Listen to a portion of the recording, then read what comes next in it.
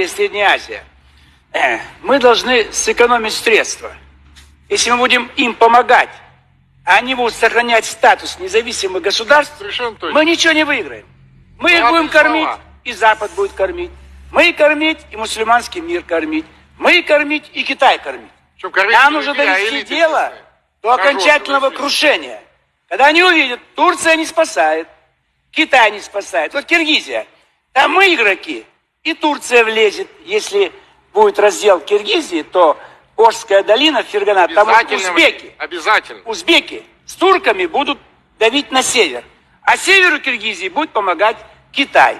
Когда они все обломятся, что Китай ведь войска не ведет, и Турция туда не ведет, узбеки не хотят, рухнет все. Вот когда они возьмутся за Казахстан, Казахстан попросится обратно в Россию, Киргизия хочет, Ташкент, Дюшанбе хочет, Таджикистан.